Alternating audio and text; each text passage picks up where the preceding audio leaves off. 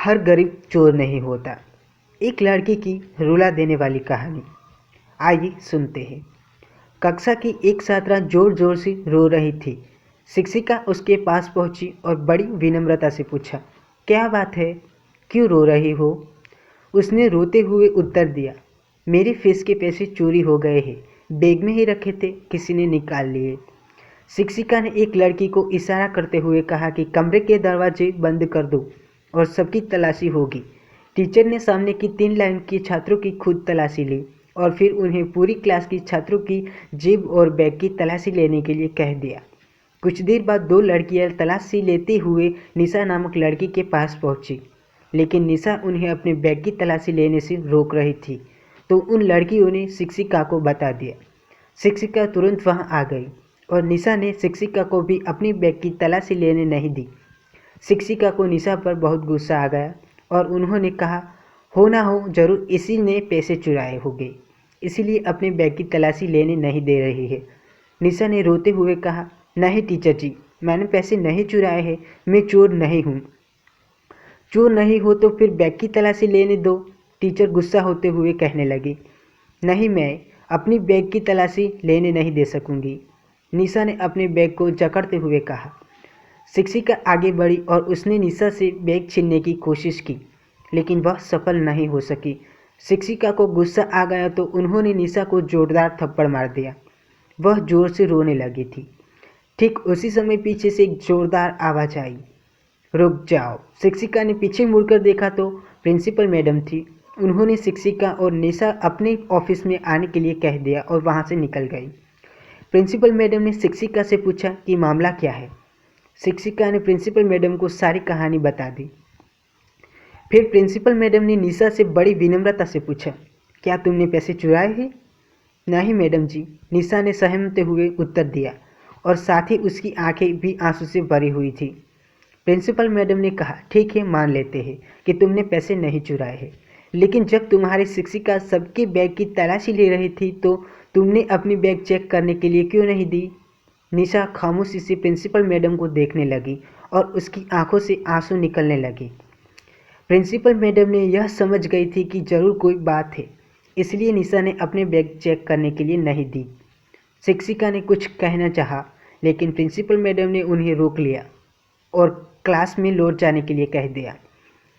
जब शिक्षिका चली गई तो प्रिंसिपल मैडम ने बड़े प्यार से निशा को पूछा, अपने सामने वाली सीट पर बैठकर मुझे सब कुछ बताओ। उसके सर पर प्यार से हाथ फेरा तो निशा ने भी झट से अपना बैग उनके हवाले कर दिया।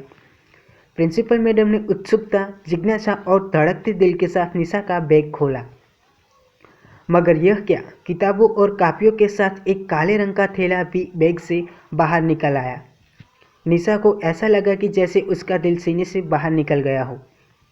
उसकी हिचकियाँ बंद हो गई।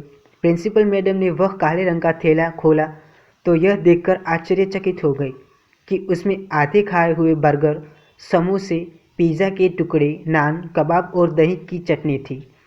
सारा मामला प्रिंसिपल मैडम की समझ में आ गया था। वह यह सब कुछ देखकर कांपते हुए उठी और निशा को गले से लगा लिया और खुद भी रोने लगी। निशा ने प्रिंसिपल मैडम को बताया कि वह घर में सबसे बड़ी है। उसके बाद उसकी 2 छोटी बहनें हैं। उसके पिताजी चपरासी की नौकरी करते थे और कुछ महीने पहले उन्हें लकवा मार गया। तब से वह बिस्तर पर है। घर में कोई और कमाने वाला नहीं है। थोड़ी बहुत पेंशन आ जाती है जिससे गुजारा नहीं हो सकता। एक दिन तो रात को खाना ही नहीं मिला और ना ही नाश्ते में कुछ था। कॉलेज आने लगी तो भूख से चलना मुश्किल हो गया था। एक छोटी सी होटल के सामने से गुजरी तो देखा कचरे के डिब्बे में कुछ नान के टुकड़े और कबाब था। आधा खाया हुआ चिकन पेटिस पड़ा था। यह देखकर उससे रहा नहीं गया और उसने वह उठाकर खा लिया। सामने के नलके से पानी पिया और मालिक को धन्यवाद करते हुए कॉलेज के लिए निकल गई। ऐसा कई बार हुआ। एक बार कचरे के डिब्बे से खाना निकाल कर खा रही थी कि होटल का मालिक आ गया। उसने मुझे देखा तो देखता ही रह गया। पहले वो परेशान हुआ, फिर सारी बात उसकी समझ में भी आ गई। वह बहुत अच्छा इंसान था। मैंने उसे अपने घर के हालात सब बता दिए। उसे हम पर तरस आया तो कभी हमारे घर पर खाना भेज देता और कभी कभी ग्राहकों का बचा हुआ खाना ऐसे थैले में रख कर एक जगह पर रख देता। जिसे मैं कॉलेज से आते हुए अपने साथ ले आती और घर जाकर अपनी छोटी बहनों और माता पिता के साथ मेल बांटकर खाती।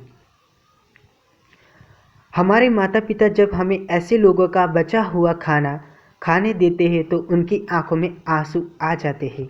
मेरी बहन छोटी है तो उन्हें इस बात का पता नहीं है कि यह खाना कहाँ से आता है। यह कहते हुए वह और ज़ोर ज़ोर से रोने लगी और उसके साथ साथ प्रिंसिपल मैडम भी रोने लगी। हम अक्सर अपने प्लेट में खाना छोड़ देते हैं।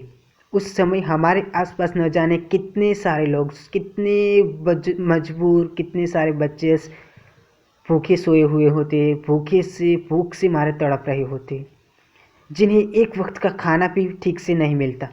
अगर आपकी हैसियत है तो आप किसी गरीब के घर का राशन भर के देखिए या किसी और तरह से गरीबों की मदद करके देखिए। आपका ऐसा सुकून मिलेगा जो आपको पहले कभी नहीं मिला होगा।